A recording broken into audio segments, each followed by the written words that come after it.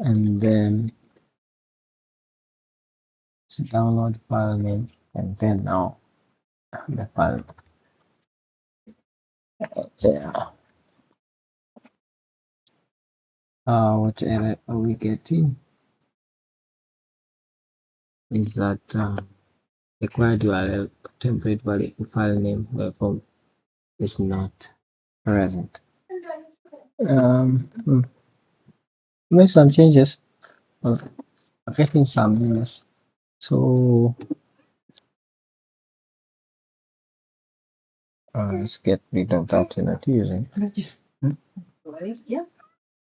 So we have the file service, we have the MinIO, and we have the compose, the file, and our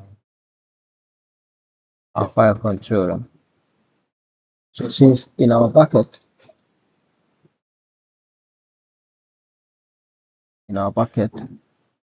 we have file 1.png. Can you copy this thing? So let's try to get that file 1.png. And well, this is a file. Yeah, that one is okay. Let's try it. See if we can get. We can in the browser. What we get? Yeah, this is the image. This is the file. Yeah. So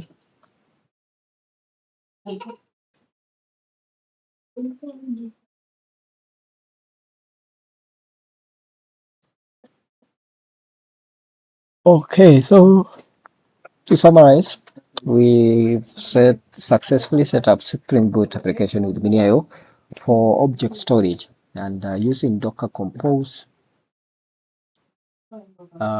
in your application. We are able to manage the MinIO service. And the good thing with Docker Compose, you can have as many services as possible. For instance, you want to have Postgres for database, you want to have the Redis for the cache, you want to have Zookeeper for Zookeeper, Kafka for messaging. It is all those services you can put them in this one compose file, and when you just run Spring Boot, when you run the application, they all will be started accordingly, and if you make changes, they'll be started now. So this setup is perfect for development environments or even for private deployments where you need S3 compatible storage, but you want to keep everything local. So thank you. Thanks for following along. I hope this helps you get started with MinIO and Docker Compose in your Spring Boot projects or applications.